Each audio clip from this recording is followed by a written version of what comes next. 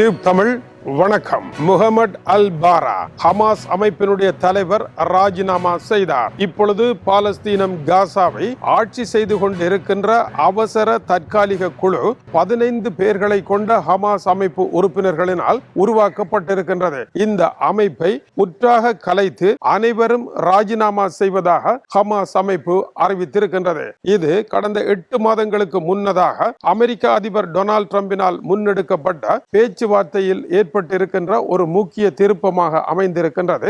இப்போது ஹமாஸை நிர்வகிப்பதற்காக ஒரு குழு தேர்வு செய்யப்பட்டிருக்கின்றது. இந்த குழுவினர் இப்பொழுது எகிப்தில் இருக்கின்றார்கள். இவர்களுடைய பெயர் தொழில்நுட்ப குழு என்பதாகும். பாலஸ்தீனம் காசாவை தற்காலிகமாக நிர்வாகம் செய்து அதை சீர்திருத்தி உலகத்தின் சிறந்த ஒரு பகுதியாக கொண்டு வருவதற்கான ஒரு குழுவினரை டொனால்ட் ட்ரம்ப் நியமித்திருந்தார். இந்த குழுவினர் அதிகாரத்திற்கு இன்னமும் வராத நிலையில் இப்பொழுது எகிப்தில் நடைபெற்றுக் கொண்டிருக்கின்ற பேச்சுக்களின் அடுத்த கட்டமாக ஹமாஸ் இஸ்ரேல் அமெரிக்கா சர்ச்சையின் அடுத்த கட்ட யூ டர்ன் திருப்பமாக இது அமைவதாக தெரிவிக்கப்படுகின்றது. ஹமாஸ் அமைப்பினர் எதற்காக பதவியில் இருந்து விலகி இருக்கின்றார்கள் என்ற கேள்விக்கு இப்பொழுது இஸ்ரேல் முன்னெடுத்திருக்கின்ற திட்டம் காசாவில் 70% நிலப்பரப்பை இஸ்ரேல் கைப்பற்றி இருக்கின்றது. இதை முழுமையாக கைப்பற்றுவதற்கான ஒரு கபட திட்டம் இஸ்ரேலிடம் இருக்கின்றது. நாங்கள் தொடர்ந்தும் பதவியில் இருப்போம் என்று பிடிவாதம் பிடித்தால் இஸ்ரேலை காசாவில் இருந்து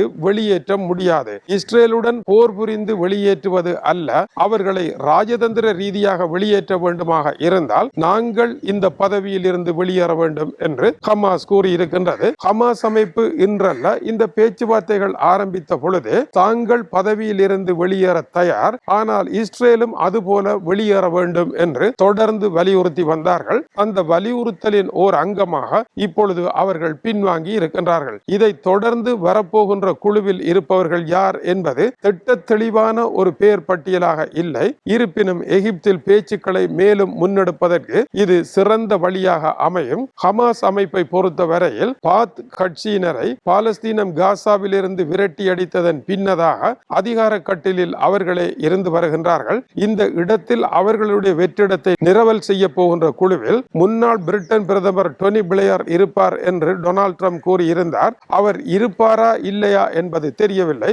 ஆனால் பாலஸ்தீனத்தினுடைய அறிஞர்கள் அதில் இருப்பார்கள் என்றும் ஆற்றலாளர்களை இணைத்து கொண்டு வரப்படும் என்று கூறியிருந்தாலும் இந்த பட்டியல் வெளியாகின்ற பொழுதுதான் இதில் இருக்கின்ற உண்மை வெளிவரும் என்பது குறிப்பிடத்தக்கது.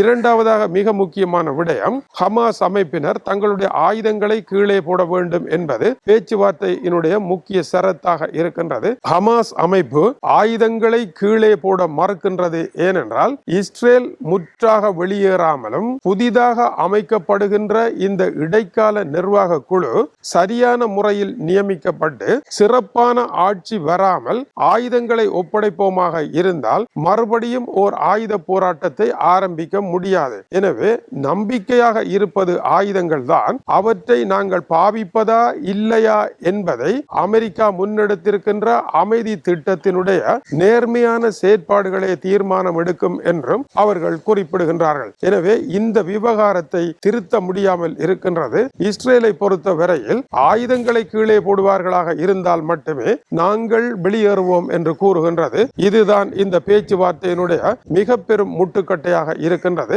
ஈரானை பொறுத்த வரையில் இப்பொழுது அயதுல்லா அலி கமேனி இல்லை. ஹமாஸ் அமைப்பிற்கு பில்லியன் கணக்கான டாலர்களை உதவியாக வழங்கியது ஈரான் தான். இப்பொழுது அந்த பணம் வருவதில் சிக்கல் இருக்கின்றது. ஈரானினுடைய அதிகாரத்தில் சிக்கல் இருக்கின்றது. இப்படியான நிலையில் ராஜதந்திர நகர்வுகள் மிகவும் முக்கியமானதாக இருப்பதை ஹமாஸ் அமைப்பு புரிந்து கொண்டுதான் இந்த இடத்திற்கு தன்னுடைய காய்களை நகர்த்தி இருக்கின்றதா தெரியவில்லை. ஆயினும் இது முக்கியமான ஒரு விடயமாக பேசப்படுகின்றது. பாலஸ்தீன அதிகார கட்டிலில் அமெரிக்க அதிபரனுடைய கைப்பொம்மைகள் இருக்க போகின்றார்களா இல்லை சிவிலியன்கள் இருக்க போகின்றார்களா என்பதை பொறுத்திருந்தே பார்க்க வேண்டும். அவர்கள் எப்படி செயற்படுகின்றார்கள் என்பதையும் பார்க்க வேண்டும். அமெரிக்க அதிபரை பொறுத்தவரையில் அவருடைய திட்டத்தில் முதலாவதாக இஸ்ரேலினுடைய பணைய கைதிகள் விடுதலை செய்யப்பட வேண்டும். அதற்கு பதிலாக பாலஸ்தீன கைதிகள் இஸ்ரேலிய சிறை கொட்டடிகளில் இருப்பவர்கள் விடுதலையாக வேண்டும் என்கின்ற 2 கோரிக்கைகளும் நிறைவேற்றப்பட்டுவிட்டன. இனிமேல் காசாவை ஹமாஸ் ஆட்சி செய்ய முடியாது. அவர்கள் ஆயுதங்களை கீழே போட வேண்டும். இஸ்ரேல் முற்றாக வெளியேறிவிட வேண்டும் என்பது இந்த தீர்வு திட்டமாகும். இந்த தீர்வு திட்டத்தை நடைமுறைப்படுத்த புறப்பட்ட பொழுதுதான் இதை நடைமுறைப்படுத்துவது நடத்துவதற்கு காசாவிற்கு வெளியே பல பிரச்சனைகள் இருக்கின்றன.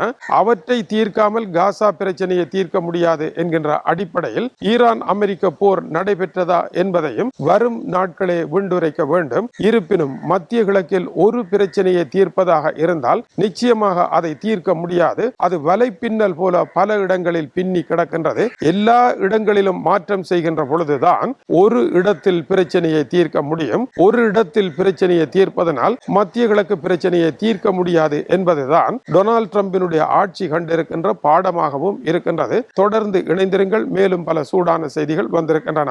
இது டியூப் தமிழனுடைய உலக செய்திகளுக்காக இலங்கை வடபுலம் யாழ்ப்பாணத்தில் இருந்து கீசே துறை. வணக்கம் உறவுகளே.